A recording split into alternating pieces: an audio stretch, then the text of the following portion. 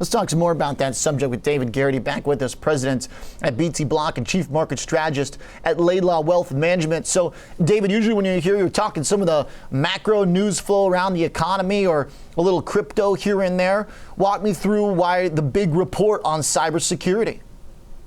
Sure, Oliver. I mean, the story is shortly this, is that cybercrime is estimated to be about a $1.1 trillion burden on the economy globally. That's about 1.3% of global GDP. It's growing at about 35% a year. So by 2023, this number could be $2.7 trillion or 2.8% of global GDP. Right now, cyber risk insurance coverage is only $1 trillion. There's a big uninsured gap here.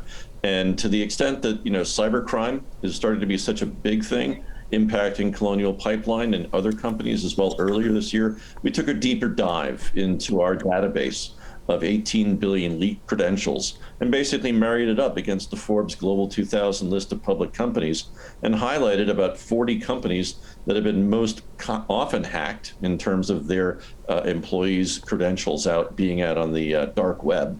And as a result, we calculated a value at risk for this group of companies, 40 companies, which had a $7.5 trillion market capitalization. And the average value at risk is about $5 billion. Now, we've looked at doing some research historically about how stocks of public companies have reacted around cyber attacks or data breaches. And typically they underperform their peers and their benchmarks by about 3%. And it's not just 3% over a couple of days, but it's 3% over about 6 months. So given the fact that there's not enough cyber risk insurance out there to cover these expected losses, given the negative effect on the public market performance of the companies who do get attacked, we thought best thing to do for investors right now is dig deep, understand the issue, try to put some parameters around it, and see how it is that people, in doing their due diligence on their investments, can basically talk to managements and see what they're doing about cybersecurity. What are they doing to up their game to make themselves less vulnerable? To the extent that we have this risk, it's a market issue. And David, the companies that you determine that evaluate risk, these are publicly traded companies around the world, here in the U.S. So what was that sample set again? Yeah, the sample set was based off of the Forbes. They annually put out a list of the Forbes Global 2000. Okay. This year's list came out in May. And we took a Global 2000 list of companies because, granted, we're focused here in terms of what goes on in the U.S.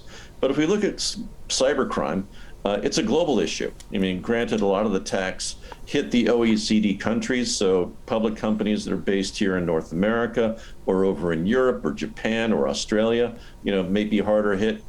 This is not just a unique issue for the U.S. economy alone. Yeah. It's a big global one. Okay.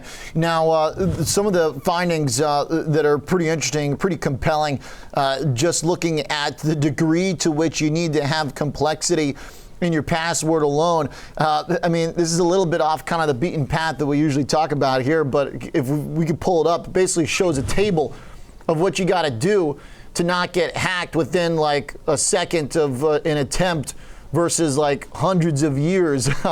I guess this is a good reason to put some exclamations on your password. How'd you figure this out? I mean, it basically was going through and doing research that others had done, and looking at what sort of existing computing power was available. Bear in mind that right now you have computers out there who can run through 100 million possible password combinations in 60 seconds. Wow. So whatever you think you have, it can be cracked pretty fast. And quantum computing is going to arrive. And that obviously is going to compress these hacking times even more.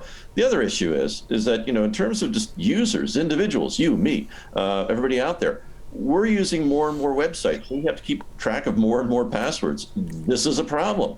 So, my colleagues and I, along with doing the research here, obviously have tried to come up with some solutions that might be useful. So, if people are interested, they can go to gofio.com and check it out further. But we think even before they go and look there, it's important that people understand the magnitude of this issue. I mean, we have run into a situation here back in July. President Biden, ahead of the White House conference in August, Biden said in July, his thought was that the next major war, a shooting war, is going to come about as a result of some major cyber attack. So this is an area that we have to be sensitive to geopolitically. It's a situation we have to be sensitive to as strategists, market participants, company investors.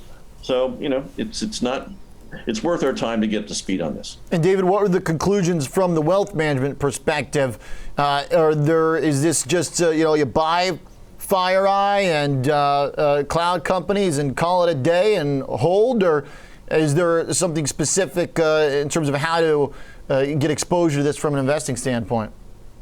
Yeah, no. I mean, in terms of going out and dealing with the cybersecurity vendors that are out there, yeah, they're important in terms of providing solutions. But I think, and what we're trying to work on as a further evolution of this report, it's kind of a springboard here, is to come out with a cyber vulnerability index where we'll look, at company domains or sectors and see where have we had the most breaches. There is an exhibit in the report that looks more on a sector basis at about the 12 different sectors that the breaches seem to be higher than the global average in.